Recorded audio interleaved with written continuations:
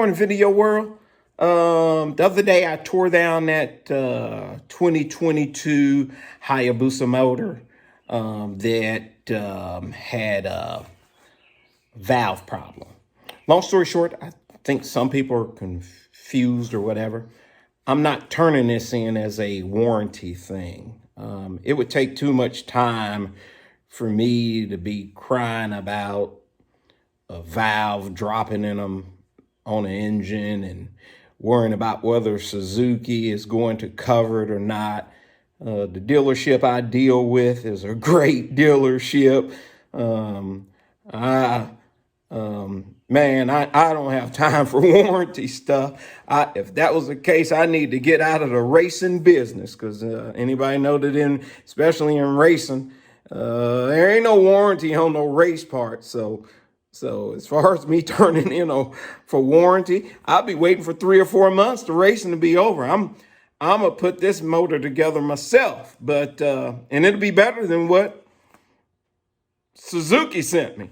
I can guarantee you it's gonna be better than what Suzuki sent me. I'm put it together myself. So that warranty stuff to me is nonsense. I made the video for maybe some of them guys that might have this same problem. That's a shame about the internet.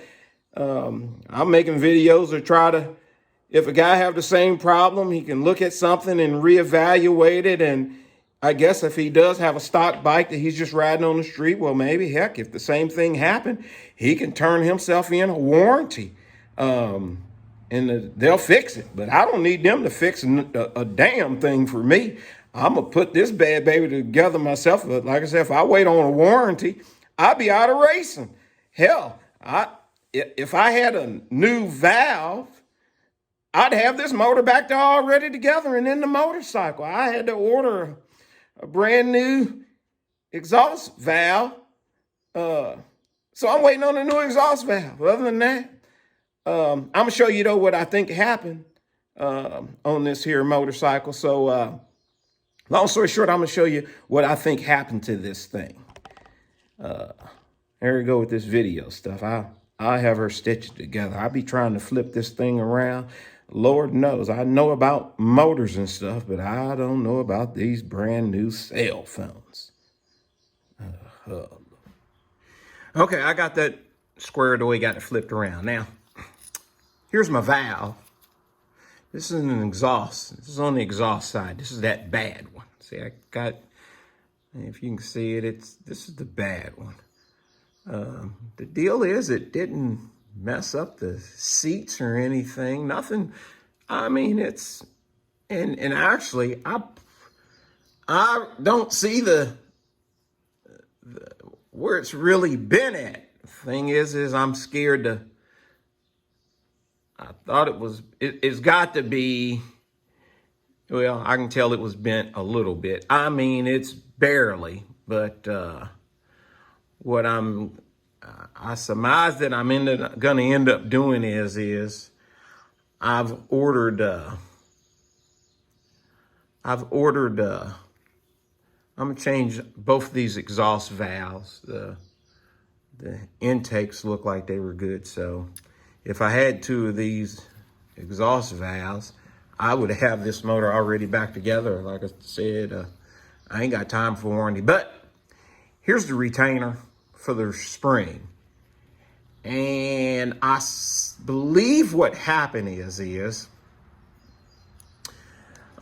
you put that on there, you can see where that retainer wall had got all beaten up. That wall got beaten up by my shim. And I believe as that motor was running, that shim was coming down, had to be, that shim was coming down and nick. See how boop, it was touching that and then it'd go down in seat. Well, you can't see, but you can see in 300 miles, that thing has worn the number off of that shim. So you know that shim was in there spinning around, jumping and hopping and doing whatever. In 300 miles, it wore the number off of that shim. Well, when that keeper finally could jump out of there, when I pull that off. That one keeper was down in there low, and it had hooked that. And that other one, remember, from looking at the other video, had locked across the top. Well, now with that shim sitting on there, while it was in the motor, that shim was locked down in there too. So when that cam load was coming around, boop, boop, boop, it done locked that. It saved the whole motor because it had done locked that valve up in there, holding that valve. And that saved that valve from dropping down. If that valve would have, see, because it's stuck now, just like it is now. And so that thing is stuck. And like if that valve would have twisted around and came out, that thing would have dropped down in the motor. And you see now, see that keeper's still stuck up in there. Still stuck up in the retainer with that thing. And that's what saved this motor. Here's what happened, I believe. You see how far, you see how deep, look how deep that shim is sitting in that spring retainer. Well, I got to looking at it, and after last night, I said, let me check all the numbers on, let me check all the number on the shims.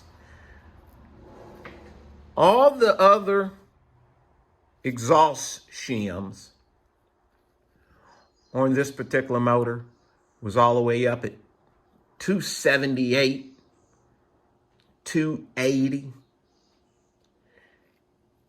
This shim right here, I got a magnifying glass on it. That shim all the way back at 258. Well, I don't know if somebody from the factory, that thing's sitting in there loose than a goose. If it was all the way back that far, I just can't see me having almost 280 on one side of the motor on the exhaust valve and all the way back at 258. This thing is a 258 and all my other ones. So this thing was shimmed wrong. And it's only these two that was on cylinder number one. It was only these two. This thing was going to let loose at some point in time, whether or not. So anyway, look how deep that thing is sitting in there. Look how deep that my shim is sitting in there. That shim is sitting in there so deep. And probably deep enough for. And I just thought about it. I'm going to have to go and check my damn cam lube. If my cam lube got anything, I'm going to check it too and make sure it ain't got nothing beat up on it. If it does, I got some cams I can put in this bad baby. And you know, no, I'm going to wait and see because I like these old stock motors. Once I start changing stuff up, then I like to get the head done and make me a nitrous motor. And I don't want to do that. This thing here has got to stay stock. But I'm going to look at everything. But long story short, as you can see, they shimmed that bad baby wrong. Look at how deep that is. There's no way I'm going to go from a 258 and then across the whole rest of the motor, except for this cylinder number one, I'm up in the 270s. Something, like I say, some people are going to complain about this. Some people want to do warranty work. Some people, I don't know. I ain't got time for warranty stuff.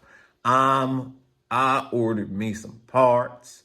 I'm going to do a full valve job on this bad boy. I'm going to clean this head up. And I'm going to put this bad boy back together. And I wish they had sent them, if them valves come today, I'll have it running this evening. But long story short, that's what I believe has happened. Because look how deep that shim is sitting way down in there. And that thing done flipped around as that cam load's coming around, hitting on top of that. Because that bucket sit on top of it like that. Boom, boom, boom. That lobe's come around hitting that bucket, and that thing's done jumped up. There you go, just like that, see? And that shim then fell back down in there. Perfect. Fell back down in there, perfect. And locked my keeper in there, just like I had it sitting in there. Locked that keeper in there and jammed that. Boy, it was good, though. It jammed it up in the air instead of letting that bad baby fall. Because that bad baby would have fell off in the motor. Ooh-wee. I'll be putting together a new motor. So anyway, that's what I believe happened. And I'm going to say once again, because I had people making comments about warranties. I ain't got time for that nonsense. I'm a racer. Anybody buy any race parts from any race company anywhere in the world? Problem is, these ain't race parts. This thing came from the factory like this. But do I really care? Nope. I know how to fix it. I have the means to fix it. If I had the valves right now, just like I said, if I had the valves right now, because I'm going to do a full valve, I'm going to change. I'm going through the whole head, because if they done this from the factory, ain't no telling what else was done that was missed. I'm going through the whole head, redo everything, and if I had everything sitting here, this bad baby be running. I ain't got time to wait for no Suzuki warranty stuff. Hell, I'd be out of racing if that was the case. Anyway, that's what I believe happened to that bad boy. And next time you see me, I'm gonna have this bad baby back in the motorcycle, and we're gonna fire them up together. If I had a 2022, matter of fact, let me put it out there. Somebody might know on one of these video things. Anybody got a wrecked 2022? Wrecked. Only thing I need off of it is the wiring harness and the computer, and I need the instrument cluster. That way I could build another start stand for a 2022, and then I could start the motor before I even put it in the bike like I do all my motors. So if anybody knows somebody, don't try to sell me no junk now. You got to know I know what I'm looking at and what I'm doing. So if anybody out there that's got one, put a shout out to me. Charles at Willis Racing. I'll buy the stuff just so I can make me a start stand. Anyway, I'm going back to work. Bye-bye.